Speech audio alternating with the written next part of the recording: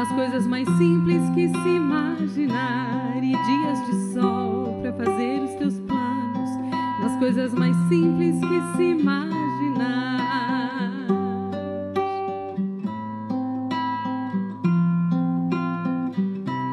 Eu te desejo a paz de uma andorinha, num voo perfeito contemplando o mar, e que a fé movedora de qualquer montanha te renove sempre e te faça sonhar.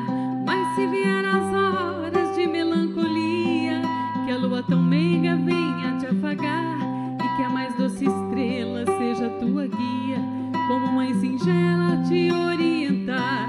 Eu te desejo mais que 1000 amigos, a poesia que todo poeta esperou, coração de menino cheio de esperança, voz de pai amigo e olhar de avô.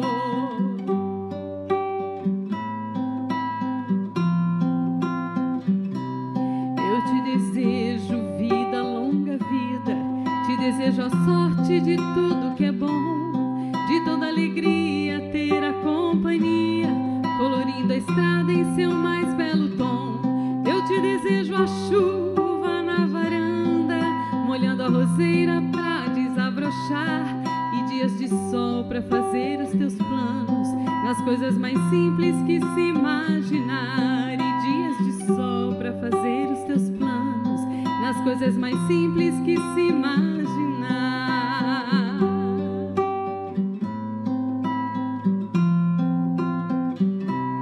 Eu te desejo a paz de uma andorinha, num voo perfeito contemplando o mar, e que a fé movedora de qualquer montanha te renove sempre e te faça sonhar. Mas se vier as horas de melancolia, que a lua tão meiga venha te afagar, e que a mais doce estrela seja tua guia, como mãe singela te orientar.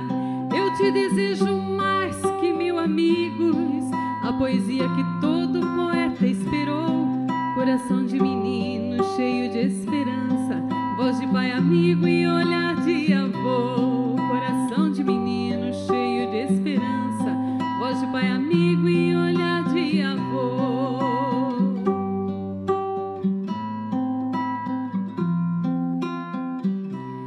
Eu te desejo vida, longa vida, te desejo a sorte de tudo que é bom, de toda alegria ter a companhia, colorindo a estrada em seu mais belo tom.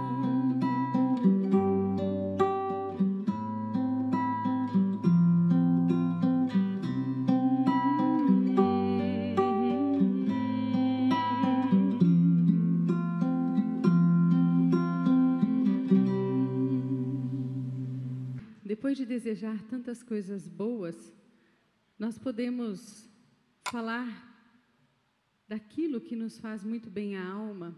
Amazing Grace, ela é uma oração que fala como é bom poder ver, que graça maravilhosa enxergar. E John Newton escreveu muito bem isso em 1700 e alguma coisa, um escravocrata, que durante uma viagem de navio, levando as pessoas para os Estados Unidos, da África para os Estados Unidos, e no meio de um temporal que quase afundou aquele navio, ele percebeu que tudo na vida dele estava errado, que não era nada daquele o caminho. Então ele fala: meu Deus, o que eu estou fazendo de errado? Isso aqui não tem nada a ver com a beleza, não tem nada a ver com a bondade, não tem nada a ver com a paz no coração. E aí, então, ele virou um abolicionista e compôs essa letra maravilhosa.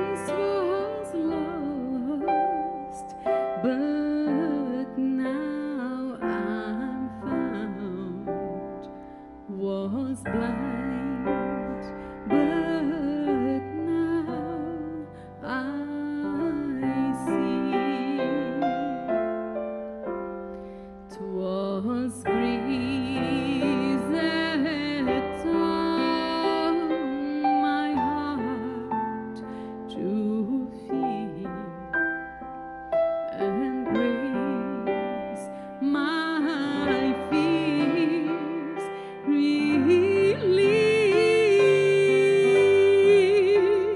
How precious deeds that grace appeared. The hour I first believed,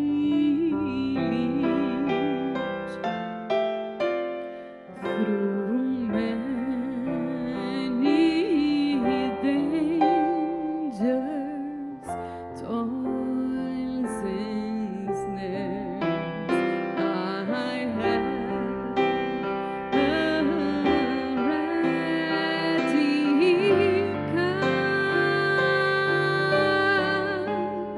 His grace has brought me safe thus far, and grace will lead me home.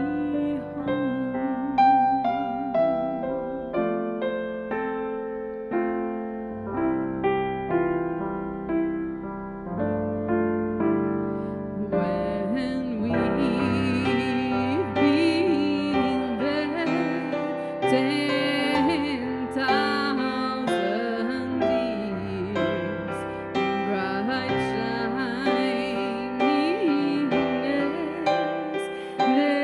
as the sun,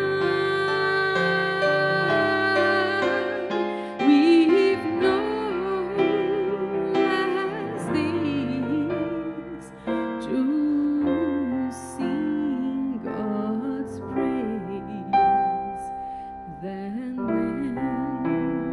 when we first began.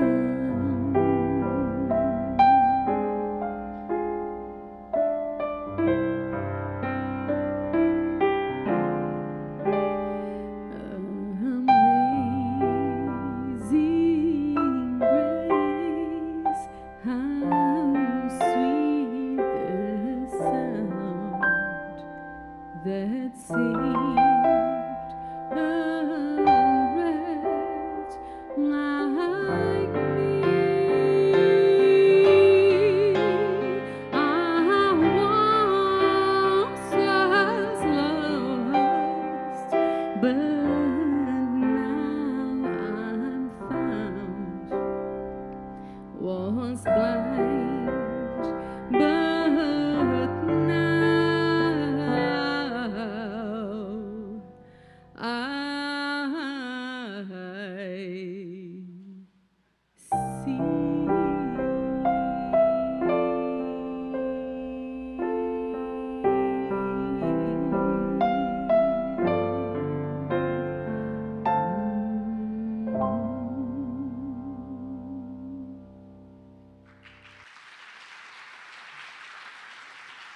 Obrigada. Agora, em vídeos, Nella Fantasia.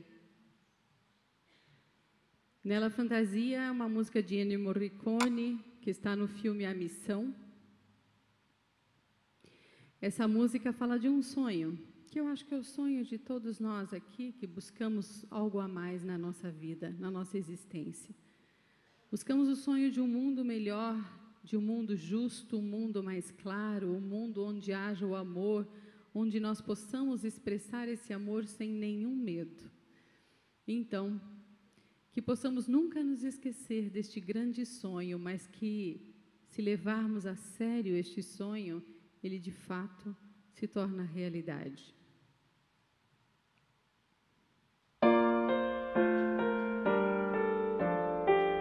Tá tendo vídeo?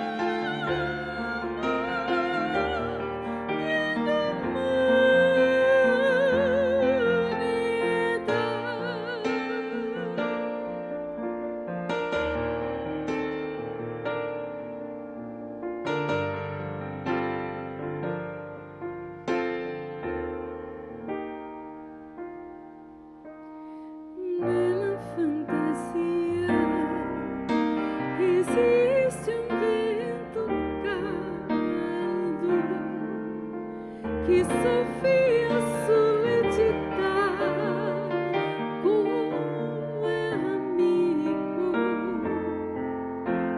e o som a dar-me que sono sempre liberi como ele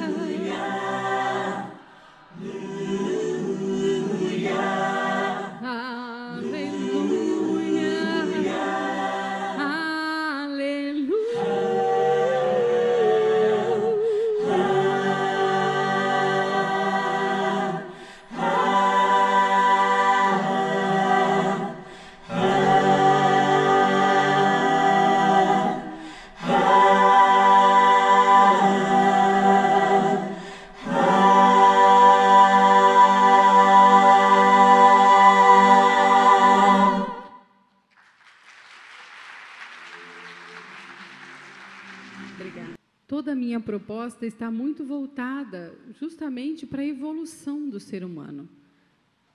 Porque senão não faz nenhum sentido nós falarmos de milhões de coisas, termos milhões de conhecimentos e um vazio dentro do peito, e um vazio dentro da alma, um vazio de um caminho, de uma causa, sem saber por que estamos aqui.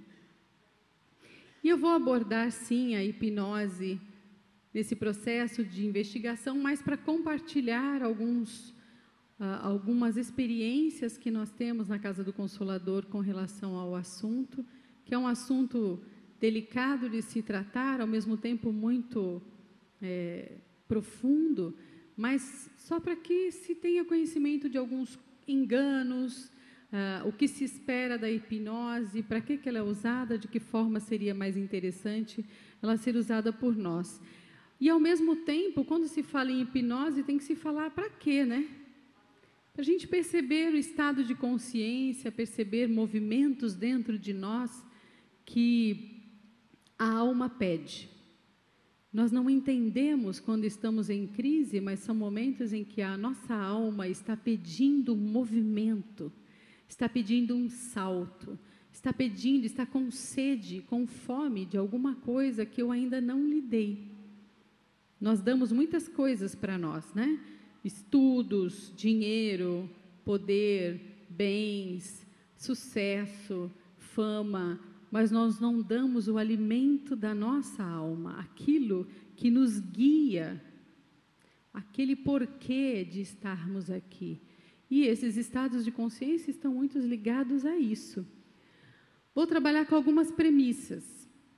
Primeiro, que a nossa trajetória é eterna, e nós temos aspectos muito maiores do que simplesmente contatos com consciências cósmicas. O nosso caminhar é muito acima disso. A ufologia é apenas um pequeno pedaço deste processo. São colaboradores num processo muito maior do que eles mesmos. E nós temos que entender justamente isso. Estamos aqui estudando ufologia, mas isso é uma pontinha do iceberg. O que de fato nós viemos aqui, estamos aqui, é para a nossa própria evolução. Este processo de evolução deve ser o centro da nossa atenção quando estudamos a ufologia. E há uns 200 anos, mais ou menos, essa engrenagem enorme está se movimentando. E agora está super acelerada nos últimos 100 anos. Esse movimento de transição que se acelera, que se aproxima, que vai demorar aí mais uma centena de anos para de fato acontecer, mas que nesse instante precisa se solidificar as suas bases. Como eu comentei ontem, é um momento de mudanças e nós é que vamos abrir picadas para as próximas gerações. Nós somos uma pequenina engrenagem que movimenta uma engrenagem maior, um grupo que movimenta uma engrenagem maior, o nosso planeta, que movimenta o sistema solar, que movimenta a nossa galáxia. Então, nós somos necessários neste processo de transição para toda a nossa galáxia. Entendem?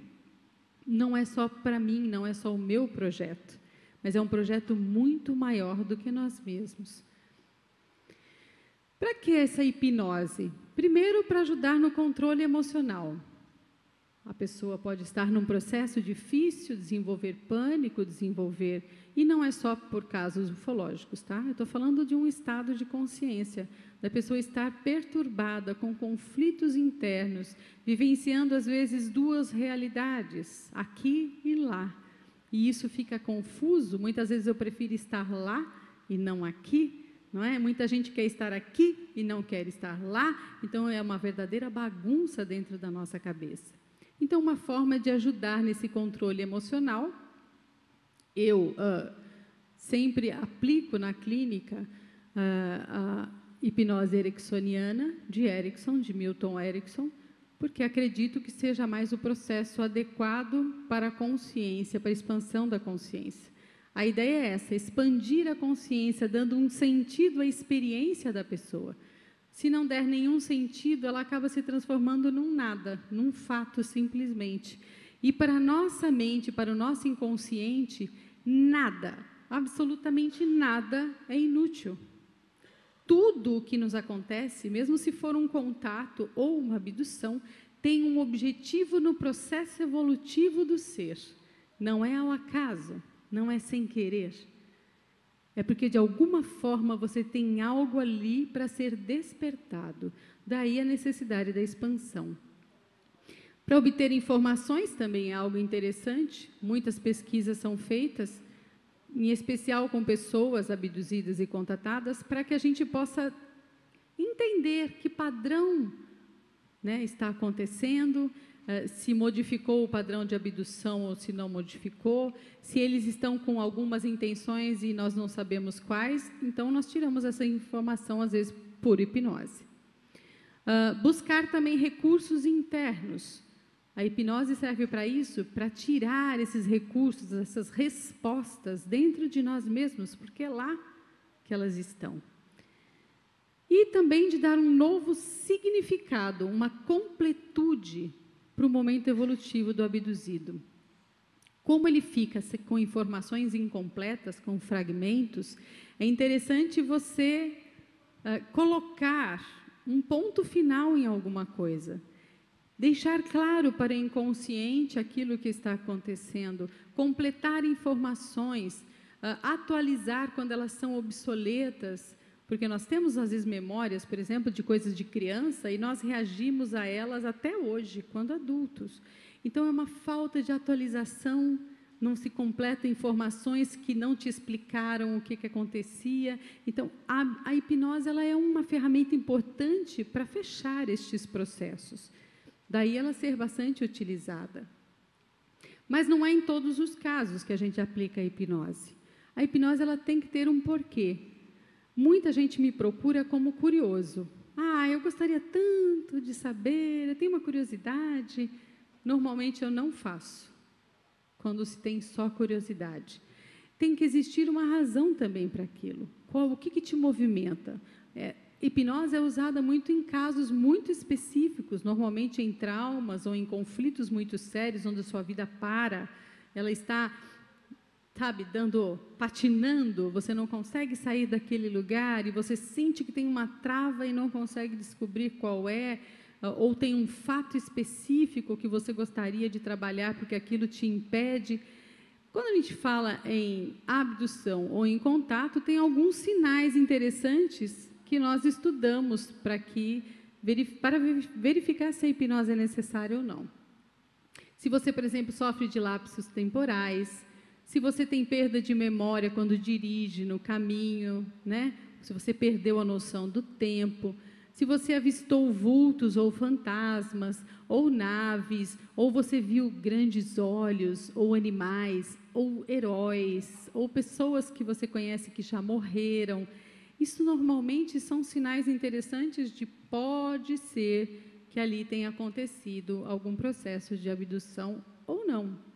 Sonhos com esses mesmos seres que você tem visto, viagens astrais, pode indicar, você pode trazer algum fragmento de memória, acordar de forma em lugar diferente, ter marcas no corpo que você desconhece, sensações estranhas, dor no corpo, fragmentos de lembranças estranhas e inexplicáveis, paralisia do sono, que também muitas abduções começam com essa paralisia, sentir ser sugado pelo estômago, experiências estranhas na infância, a sensação de não pertencimento, isso é uma característica muito grande, né? Acho que de grande parte aqui, de não adequação, de saudade, não se sabe do quê. Se você, de repente, começou a desenvolver sua paranormalidade, a sua consciência começa a se expandir muito e você perde o controle disso, começa a ter os seus sentidos muito aflorados e você perde um pouco desse controle. Então, essas são razões que nos dão dicas de que precisamos, sim, trabalhar uma hipnose. E alguns enganos muito sérios. Muitas pessoas projetam as suas frustrações no evento ufológico. Outro dia chegou um rapaz lá, você vê que ele está altamente perturbado, e ele falou assim, eu quero que pare meu tratamento com extraterrestre agora. Né? Então, Todo mundo congelou, falou, o que aconteceu? Né? Não, depois que eu fiz a cirurgia, começaram a mexer em mim todos os dias. Mexiam em mim aqui, mexiam em mim ali, mexiam em mim lá, e eu não quero isso, eu não deixei. Quem é que você pensa que é para ficar todo dia indo lá na minha casa? E não sei o quê. E começou a brigar. Então, você sente que a pessoa tem um monte de problemas, mas ela não consegue dizer o que é, não compreende, e ela joga em cima do que é mais novo, a bola da vez. A bola da vez é a ufologia. Então, ele estava com muitas perturbações, com todos os chakras dele super descontrolados, né, todos desnivelados, e ele achava que o problema era aquilo que ele tinha feito. Assim como todo mundo acha que acontece qualquer coisa dentro de casa, é ET. Tudo é ET. Margarete, outro dia eu saí daqui, o ET foi junto comigo. Aí você fala, oi?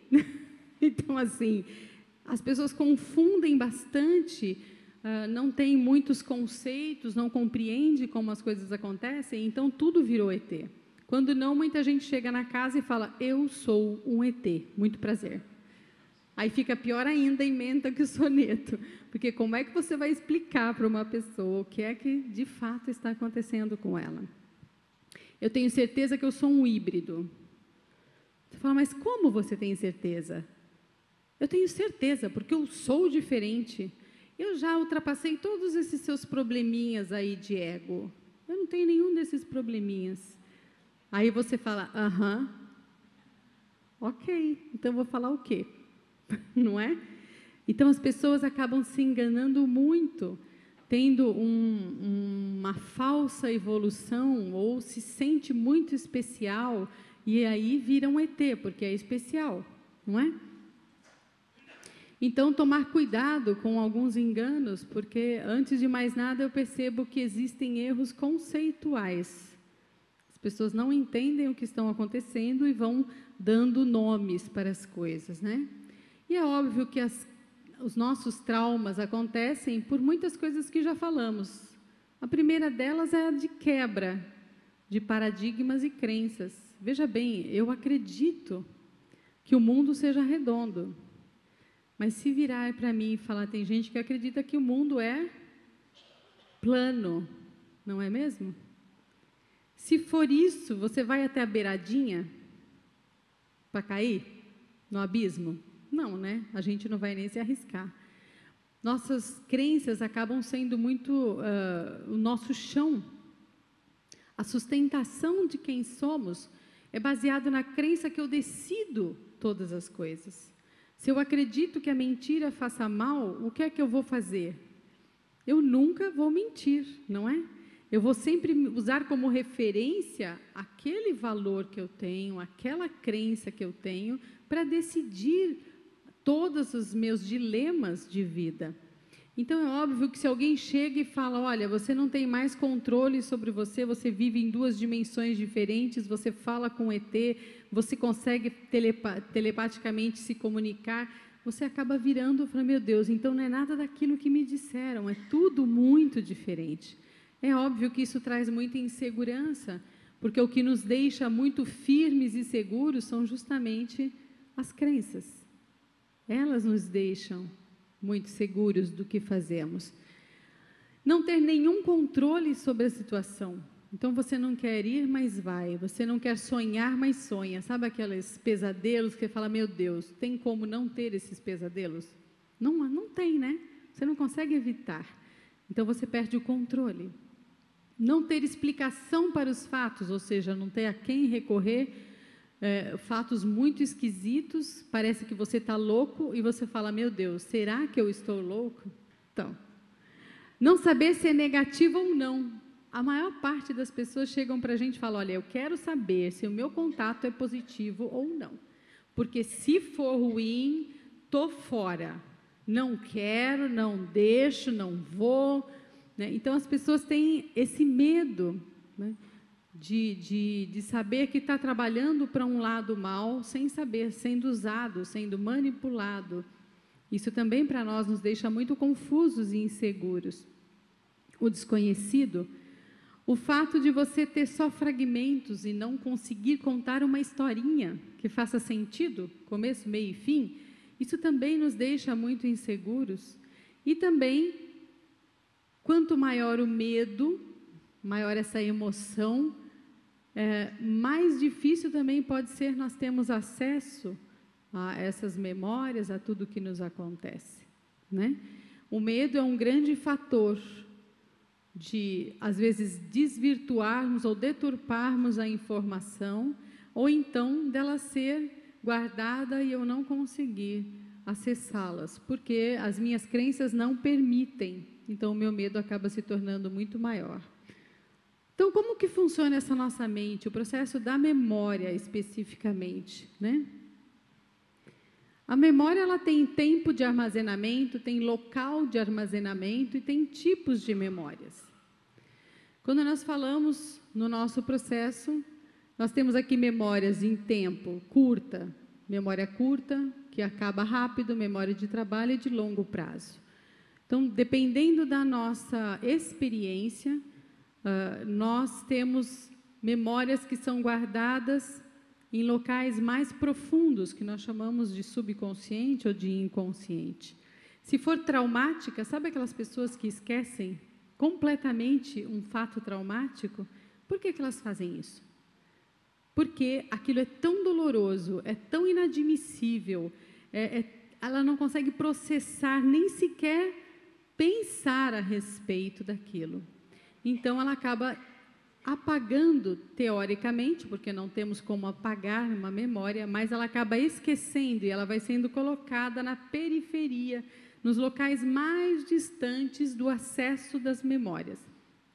Isso quer dizer que memória de curto prazo eu consigo acessar rápido, memórias que eu vou usar de trabalho eu também consigo acessar com rapidez, porque eu preciso dela todos os dias. E tem memórias que eu faço questão de escondê-las, de deixar lá no fundinho do baú.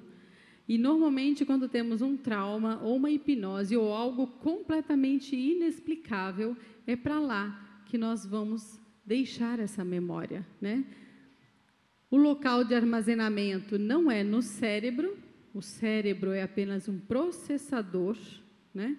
Se a gente rachar o nosso coco, nós não vamos achar lá uma informaçãozinha escrita o nosso nome, certo? Data de nascimento e tudo mais. Ele é um processador, através de sinapses de neuroquímicas, que vai processar o que está de fato na nossa mente em quarta dimensão. E ali sim, nós temos esse processador enorme, com vários tipos de memórias. Então, nós temos muitos tipos de memórias, e quando um abduzido vai recordar um fato, ele traz o cheiro do lugar, a temperatura daquele local, né? As sensações do corpo, as sensações emocionais, o que ele ouviu, o que ele viu, o que ele sentiu na pele. Tem muitos tipos de memórias que são trazidas juntas. Se eu falar para vocês aí, olha, lembrem, sei lá, do almoço de Natal em família. Vocês vão lembrar do cheirinho, vocês vão lembrar do barulho das pessoas falando dentro de casa, das músicas que tocavam. A gente tem muitas memórias. E todas elas são utilizadas para que a gente possa lembrar. E na hipnose nós usamos todos esses tipos de memória para que a gente deixe mais rico, mais profunda a experiência e mais verdadeira. Hoje, o que acontece é o seguinte: muitas memórias já são mais superficiais nos abduzidos. Pelo que eu tenho notado, talvez seja pelo próprio inconsciente coletivo. Nós já temos muitos filmes, muitos documentários, já temos muito acesso à informação. A nova geração já veio com esse assunto em voga, né? Na minha geração, quando Spielberg fez o filme ET, foi uma revolução na mente das pessoas, não foi? Eu chorei muito, eu era novinha, eu chorei muito. Quando começou Guerra nas Estrelas e tudo mais, ali já estava sendo formado um inconsciente coletivo. de que eles estavam presentes, de que eles existiam, de que era possível, de que existiam vidas fora do nosso planeta. Já começou a se formar ali o que eu chamo de inconsciente coletivo, que Jung sempre falou disso. O inconsciente coletivo, ele guia toda uma humanidade relacionada àquele inconsciente. Então, a humanidade inteira consegue acessar informações que estão nesse registro do inconsciente coletivo. E todos têm acesso. Então, por exemplo, o formigueiro tem acesso ao seu inconsciente coletivo ali, de todas as formigas, a todas as suas memórias, como elas têm que reagir, como elas têm que trabalhar, desde que nascem até quando morrem. E nós, como humanidade no nível superior, temos o acesso a informações que estão sendo buriladas por muita gente, né? Então, isso que a gente chama também de arquétipo. Veja bem, eles apareceram de forma misteriosa depois da Segunda Guerra Mundial. Por que todo mundo começou a ver luzes, de repente, do nada, né? E, de repente, descobriu-se, então, que muita gente estava sendo levada para a nave, animais, plantas, seres humanos. E depois que descobriram os seres humanos, que não eram um ou dois, mas que eram centenas de pessoas que estavam sendo levadas e que tinham experiências a contar. Mas eles nunca vieram aqui, sentaram do nosso lado, entraram pela porta e falaram, vamos bater um papo? Nunca fizeram isso. Por quê? Né? Há umas décadas atrás é o que mais se falava. Por que eles não descem? Por que eles não falam com a gente? Na verdade, eles não querem isso. Não é bem esse o objetivo agora. Porque se eles fizessem isso, a gente ia morrer de medo, não é? A gente ia pensar 2 vezes antes de ficar nessa sala. Já pensou se entre uma galera de 2 metros de altura, 2,5 metros aqui, muito esquisita, com um olho enorme, de repente a gente fala, meu Deus, né? Nós não estamos preparados para isso. Mas, quando muitas pessoas começam a falar, eu sonhei com extraterrestre, olha, eu estou encontrando ele me mandou uma mensagem, aconteceu um negócio estranho na nave, e assim vai, de boca a boca, o assunto. Esse grupinho que está aqui por quê? Porque alguém algum dia falou de extraterrestre. Isso, a gente fala de formar o inconsciente coletivo. As pessoas que se afinizam com o assunto começam a procurar assunto, começam a estudar. Eu, por exemplo, minha mãe nunca falou em extraterrestre, até hoje ela acha que eu sou meia doida, porque eu falo de extraterrestre.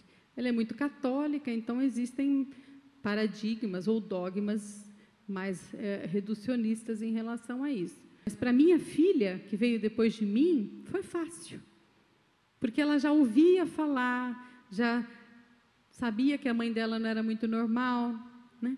Que falava umas coisas estranhas. Para ela, então, se tornou natural. Para os filhos dela, será mais natural ainda.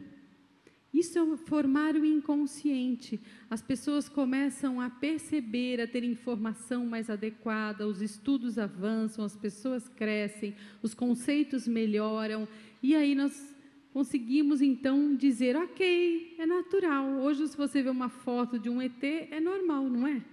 Um draconiano, hoje tem muito reptiliano sendo colocado nas telinhas de TV e de filmes, é normal.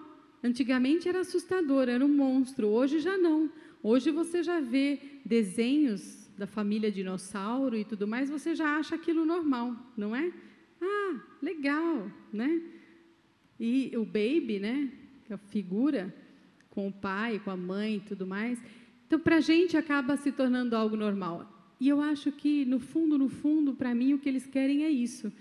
É que a gente vá se preparando por gerações e gerações, até que, enfim, se torne algo muito natural eu conversar com seres completamente diferentes de mim. Então, eles não são invasivos neste sentido. Eles não querem que as nossas consciências sejam forçadas a aceitar algo que ela não conhece. Mas, com o tempo, isso será possível.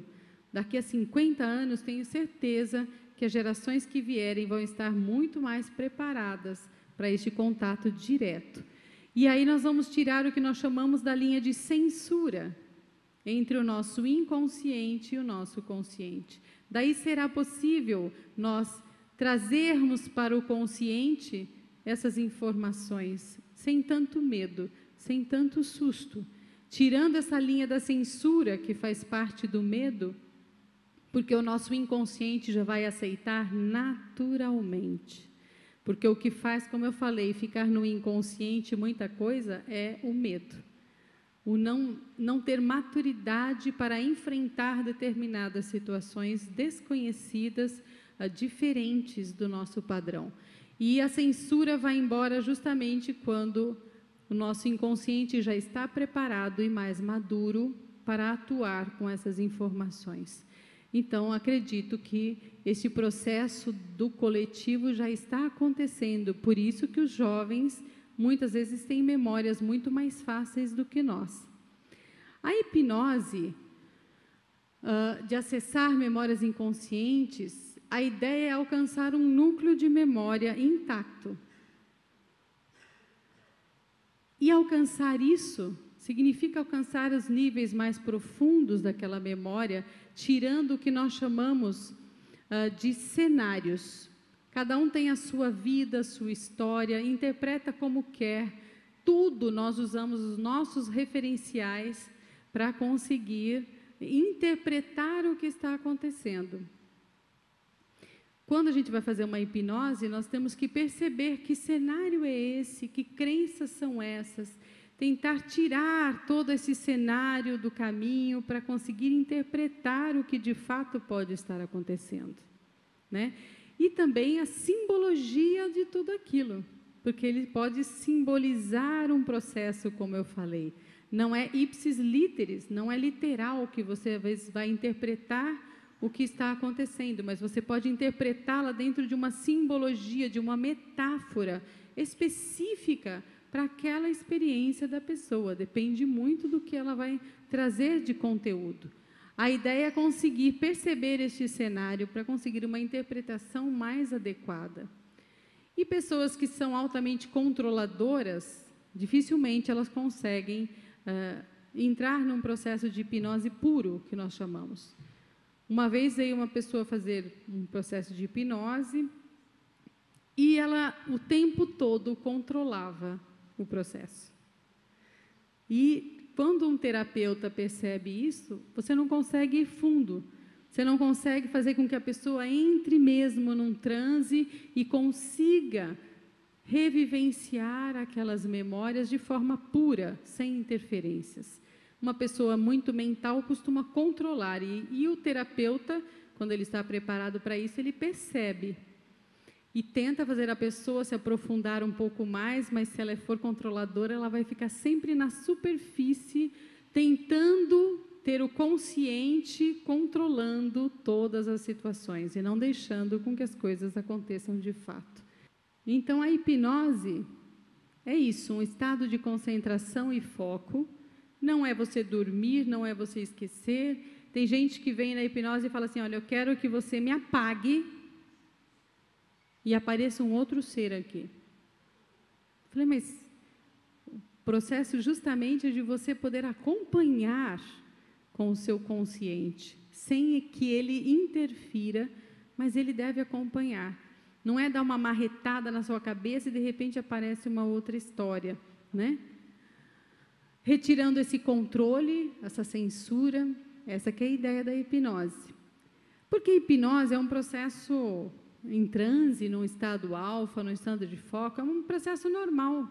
A cada hora, pelo menos 10 minutos da nossa hora, a gente vive em transe. Sabe quando você está vendo o jogo do Brasil na Copa do Mundo? Não é? Pode cair o mundo, o que você está fazendo? Você está de olho na bolinha, né? 22 homens atrás de uma bolinha, e você está atrás da bolinha junto. Isso é um transe. Tenta fazer a pessoa sair a hora que o Brasil está atacando. Você consegue fazer a pessoa sair da televisão? Não. Ela está totalmente focada, ela não pensa em mais nada. Isso é um estado de transe. É simples assim, não é tão complicado. Por isso eu disse, não perder o controle e nem perder a consciência. é entrar e vivenciar profundamente uma memória, em todos os seus aspectos, como eu já disse, nós temos muitos tipos de memória. Agora, nós precisamos, porque, no caso da abdução, os extraterrestres, eles têm muito conhecimento sobre essa nossa estrutura de memória, sobre os nossos pensamentos, sobre toda a bagagem que nós temos ali de informações. Então, o que eles fazem? Eles costumam embutir falsas memórias para nos iludir, fragmentar fatos durante o processo. Raramente alguém tem um enredo inteiro na mão, né, de uma história, e nós não temos acesso às informações de tudo o que acontece na abdução. Às vezes, até dentro de uma própria hipnose, você chega até a página 2, depois você não chega mais. Você tenta, vai até a página 2, você não consegue ir além. Porque, de certa forma, eles têm muito domínio também de como armazenar essas informações, ou como fragmentá-las, ou como embutir memórias diferentes para que a gente não tenha tanta clareza. Por isso que a hipnose é usada, para reconstruir esses padrões de abdução. E também de forma de eles utilizarem esse nosso, como falam no livro, de usar o nervo óptico para manipular neuroquímicas, atuando nas nossas memórias. Então, como eu disse, às vezes você vê imagens de entes queridos que morreram antes de começar uma abdução. Quer dizer, ele se utilizou de uma memória, de uma informação que está dentro da nossa mente, para começar um processo de abdução. Então, olha só o domínio que eles têm sobre as nossas memórias. E o que acontece de fato, né?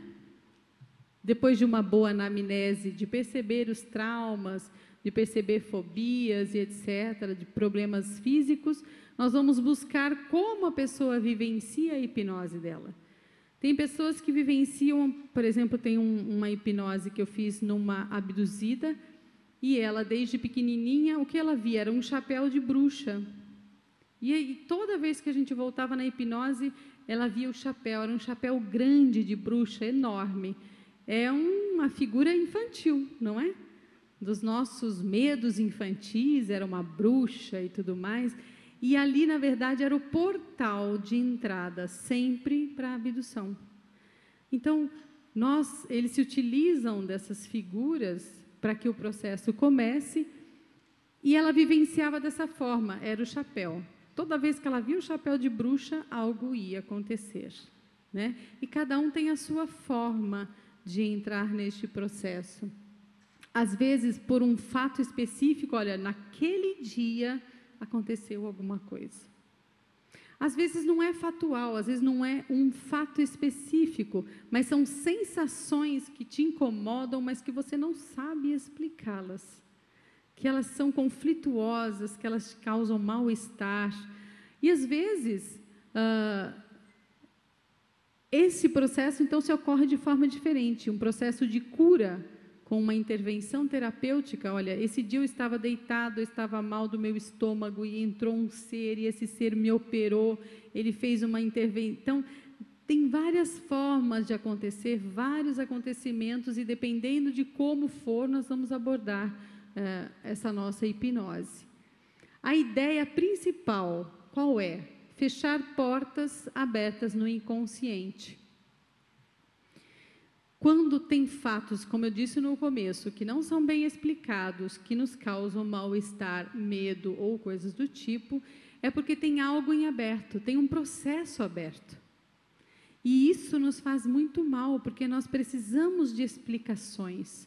Por que uma criança, quando um pai despreza muito, essa criança, a única coisa que ela gostaria de ouvir desse pai é: eu te vejo, eu te amo, não é? Mas ela nunca ouviu isso. Isso fica dentro dela como uma porta aberta, como uma ferida que não se cura. E quando você vai fazer um processo de hipnose, é justamente isso que você vai fazer. Tentar esclarecer, tentar curar aquela ferida, tentar fechar aquela porta, tentar explicar as dificuldades que aconteceram naquele momento e que não conseguiram ser resolvidas. Precisando de uma intervenção terapêutica, uma limpeza, uma ressignificação, completando informações, interpretando de formas adequadas.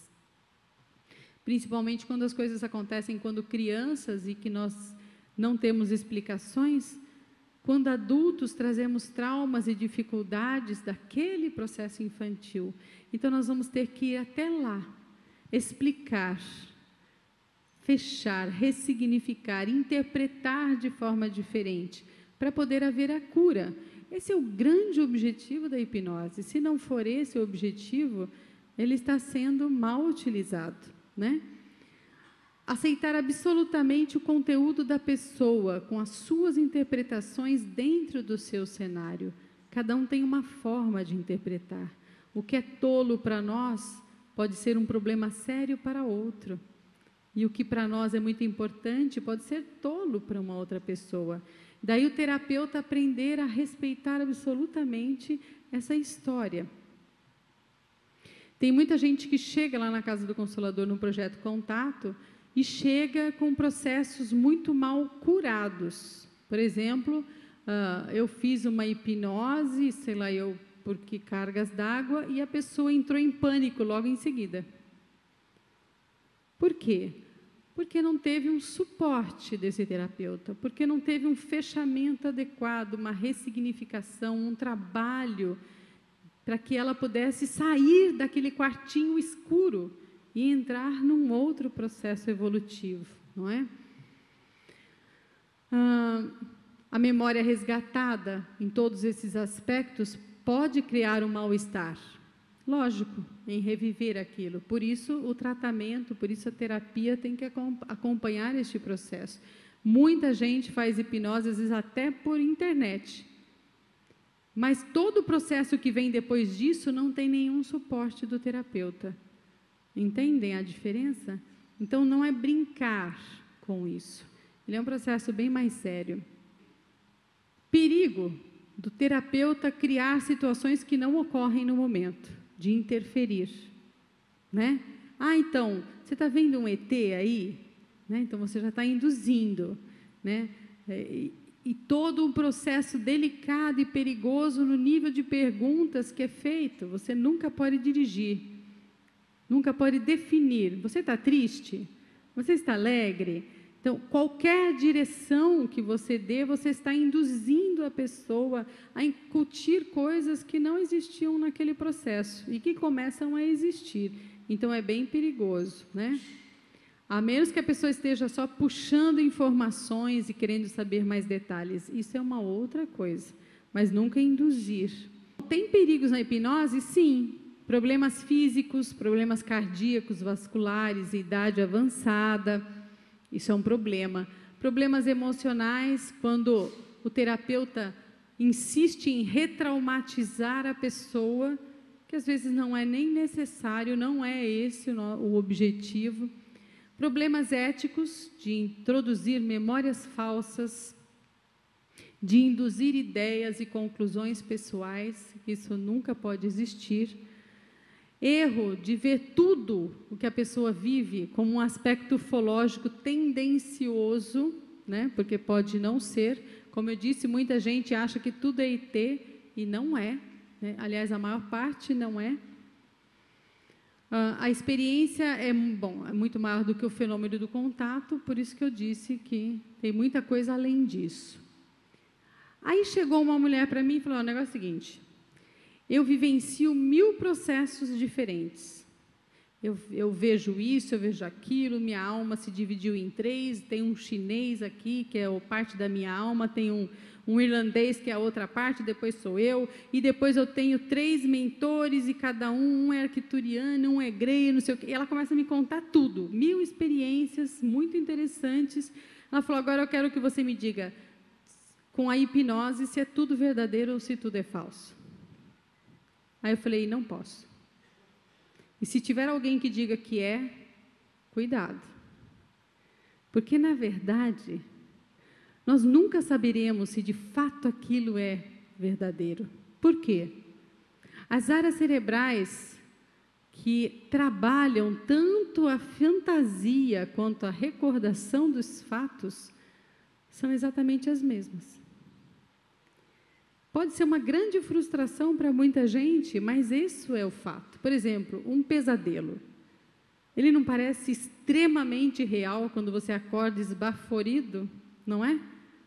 Porque está se utilizando de áreas que para nós são verdadeiras memórias, vamos dizer assim, e que de fato não passou de um pesadelo. Então, nós nunca teremos essa certeza absoluta. E é óbvio, todos os processos dela que ela vivencia, como é que eu vou dizer para ela, não, é tudo verdadeiro, pode atestar em cartório, que você fala com 3 extraterrestres, que eles te orientam todos os dias, e que a sua alma está dividida em 3, não é? Não tem como. Então, não se iludam em relação a isso. Isso é um processo muito complexo, que ainda nós não temos muita noção, clareza de tudo. Mas nós temos algumas pistas, se isso é verdadeiro ou não. E é isso que importa. A precisão e a coerência das memórias, o nível emocional de coerência, porque, como eu disse, aquela pessoa que manipulava o tempo todo a hipnose, ela estava ali na frente, diante de um mentor extremamente elevado, com um processo lindo, e você não via uma emoção envolvida naquilo. Isso não é humano, vocês concordam? O humano, quando ele está num transe, ele não tem controle sobre as suas emoções. O seu corpo muda a temperatura, muda os movimentos, mudam as sensações, muda a pressão, muda a pressão arterial, muda o ritmo cardíaco, a pessoa começa a suar, as emoções mudam, ela chora, ela ri, ela vive aquilo de verdade, né? Então, são sinais muito importantes que nos dizem que há veracidade naquele caso. A mudança interior que aquele evento provocou, isso também é muito importante. Se tem um processo de abdução, ou um processo qualquer, em que a pessoa não se modifique internamente, das duas uma, ou é muito falso, ou a pessoa não está entendendo absolutamente nada, ela não está aprofundando, aproveitando daquele processo. Então, todo o processo iniciático, um processo difícil dentro de nós, ele exige uma mudança. Ele exige um processo evolutivo, um questionamento. Será que é isso que eu tenho que ser? Será que eu vim para isso? Mas por que isso? Para que isso? Para onde eu vou com isso? O que eu posso fazer? Então, ele sempre modifica esse ser.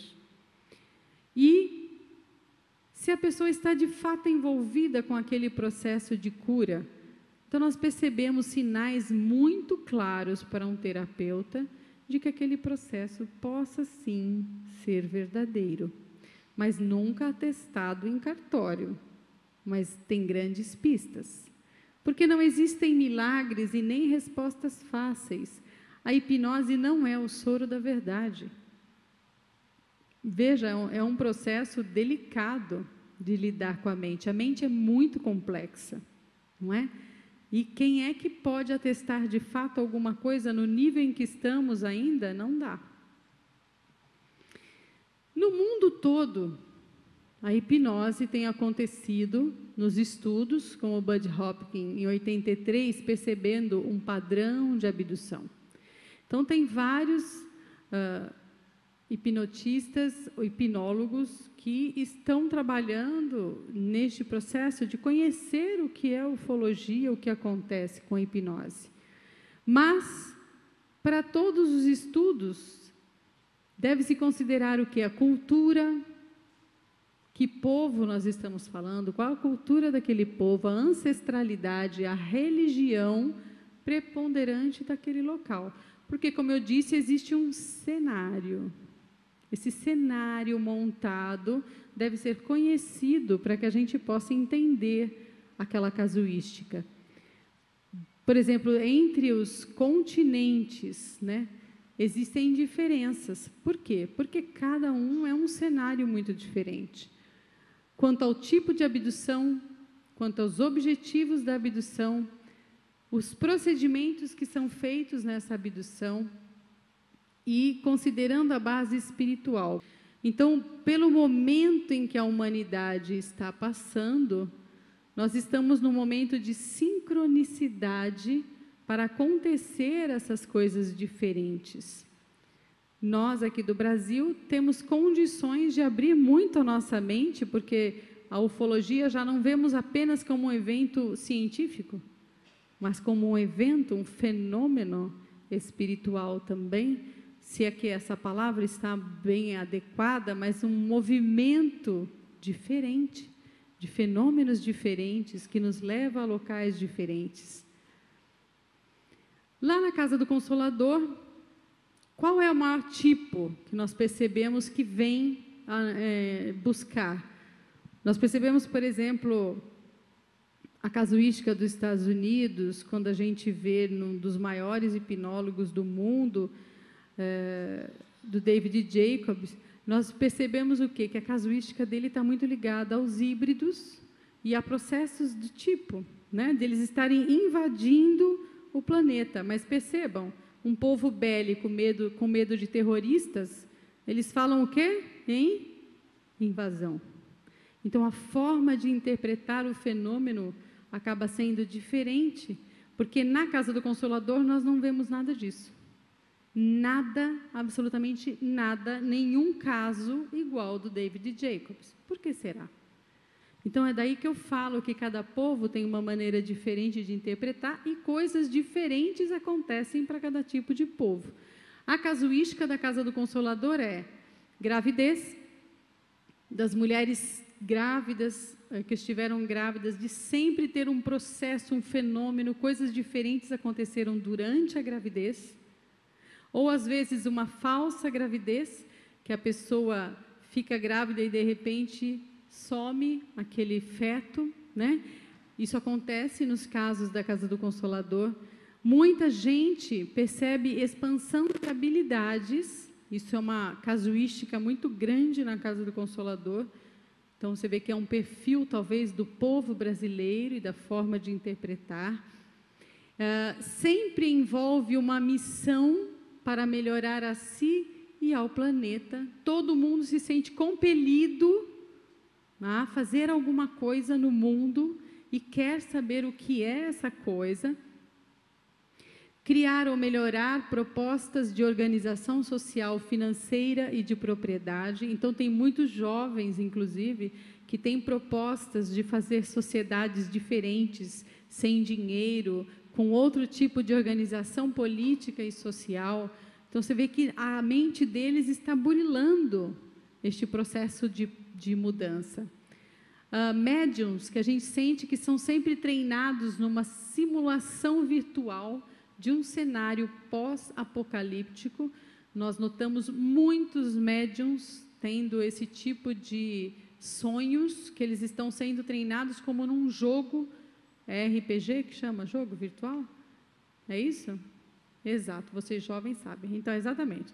Eles se sentem dentro desse jogo virtual, sendo treinados para resgatar pessoas num cenário pós-apocalíptico. Isso também aconteceu há 1 ano e meio atrás, mais ou menos, aconteceu muitos médiuns sonhando simultaneamente a mesma coisa. Vivências de realidades paralelas e simultâneas a essa. Então, você está aqui, de repente você está vivendo uma outra realidade, de repente você volta, e às vezes sonhos que têm sequência, ele é um capítulo, depois vem um outro capítulo, num outro mundo, numa outra vida, numa outra história. Então, viver realidades simultâneas também é uma coisa que acontece razoavelmente bem na Casa do Consolador. E um cenário da juventude atual. Tem muitas habilidades, mas muitas dificuldades na prática.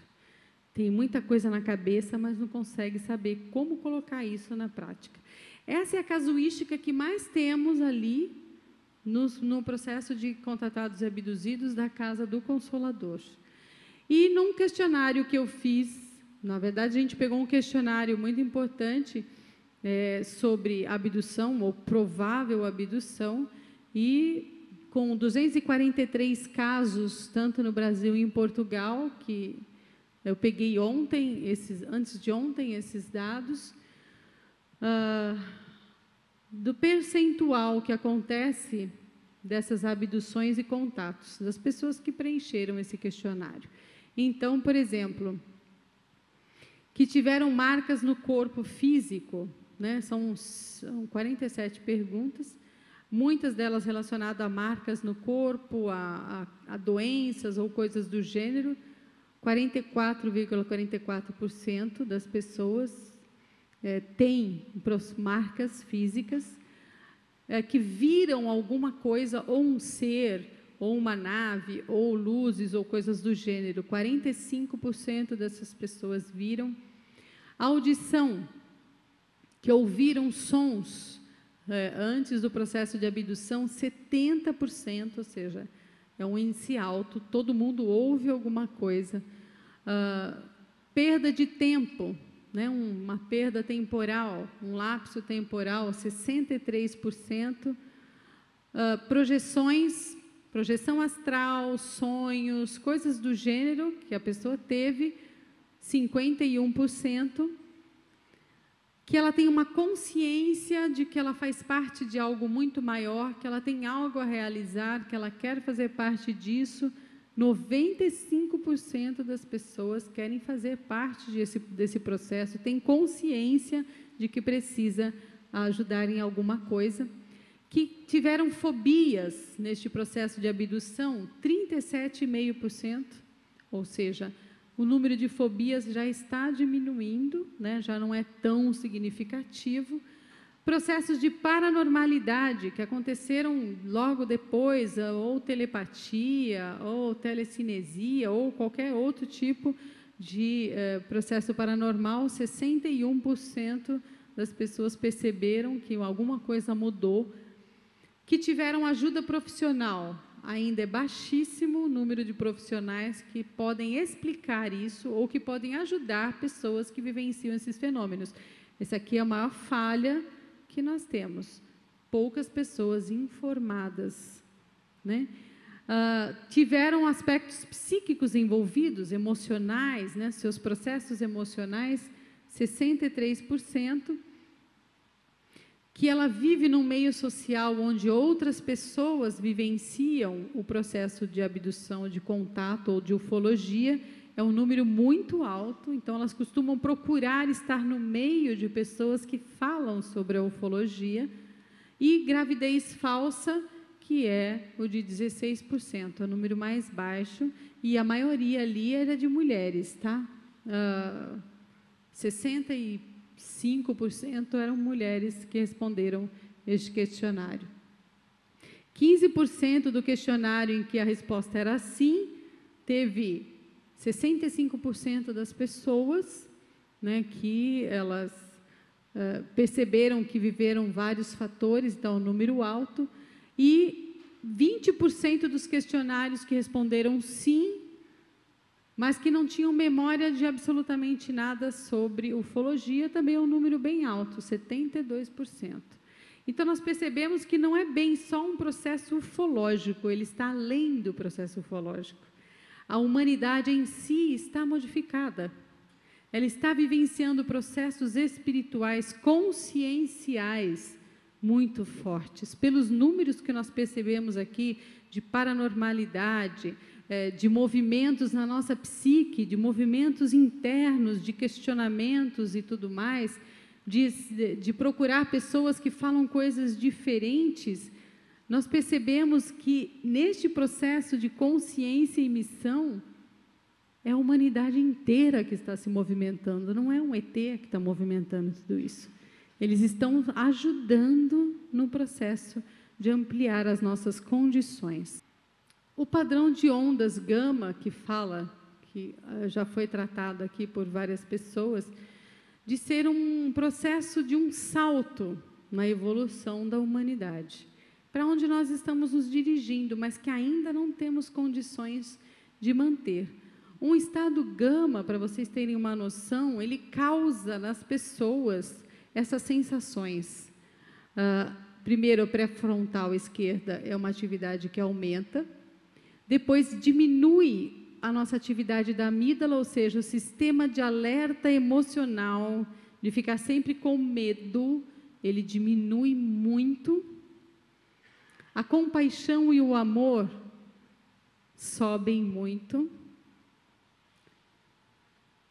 Tem habilidades no sistema sensorial ampliado, um autocontrole, uma inteligência, porque o seu cérebro inteiro está sendo utilizado. Você otimiza o seu processo cognitivo, o seu processo neuronal, você está otimizando todo o seu cérebro para que ele inteiro tenha um alto desempenho, concentração e performance. Ocorre... Aqui fala, não vivem nesse estado por muito tempo porque ainda não suportam, porque ela também causa uma certa ansiedade. Nós não temos, acho que nem condições cerebrais de manter sinapses, que a gente consiga manter esse estado por muito tempo. Mas é um processo de promover um salto na expansão da consciência. Isso é interessante, porque é o próximo passo que nós deveremos alcançar. Nós estamos aqui falando de ET? Não. Estamos falando de religião? Também não. Ultrapassa todos esses limites. Nós estamos falando em evolução. Em sair, como diz na tradição védica, nós temos 5 estágios de consciência. Na doutrina espírita, nós falamos em 5 níveis de mundo. Não é? Nós estamos no 2º nível de expiações e provas e vamos para um 3º nível, que é o de regeneração. Estou comparando. Na verdade, nós estamos aqui no 1º nível, o nível material. Ainda nós estamos nos perturbando altamente com a nossa existência. Ainda levamos muito a sério esse estar Margarete, esse estar cantora. Isso é um processo tão passageiro, tão rápido. Eu sou muito mais do que Margarete, eu sou muito mais do que eu estou me revelando, e eu levo muito a sério isso daqui, e isso me prende a essa vida da matéria e me impede de acessar coisas mais altas. E é isso que o momento está pedindo, pelas experiências que estamos vivenciando. Nosso inconsciente está pedindo, pelo amor de Deus, olha além. Vamos ultrapassar esses limites. Quanto ainda você se perturba com a vida material? Questione-se isso, para você saber em que nível de prisão você está aí dentro da sua mente.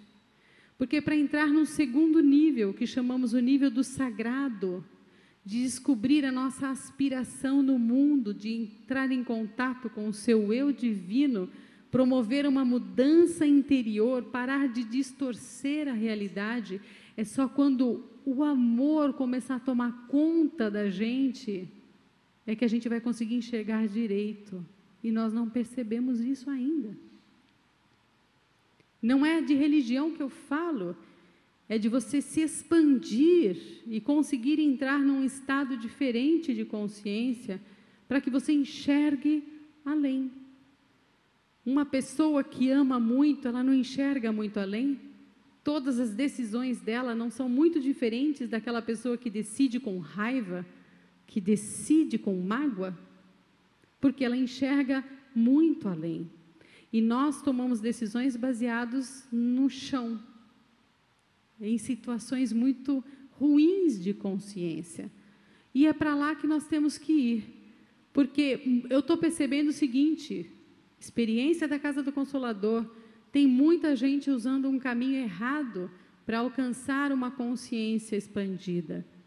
O caminho errado, criando atalhos para entrar em estado alterado de consciência com plantas de poder, com drogas, que geram muitos distúrbios e processos dolorosos. Muitos jovens estão chegando lá, porque a cada 15 dias vai lá tomar ayahuasca, vai lá tomar santo daime, compra santo daime e usa em casa, ou vai para essas fazendas e faz constantemente um processo. Não, mas é lindo, eu vejo tudo lindo, é muito muito legal. Depois da quarta ou quinta, entra num processo de pânico. Porque você não abre só portas legais, você abre sombras. E nós não sabemos se elas estão escondidas, é porque a gente ainda não consegue lidar com elas. Então, cuidado com o caminho que se toma, porque o correto é o próprio processo evolutivo, como eu falei, de desapegar-se dessas leis materiais e começar a expandir as suas leis, a sua visão, melhorar as suas bases conceituais, filosóficas e éticas, porque não existe outro caminho se não for pela ética. Não existe expansão de consciência se não for pela ética. Então, nós temos que fazer esse esforço de sair desse mundinho extremamente egóico para que a gente consiga ver essa realidade muito superior que nos está sendo apresentada. Compreendem?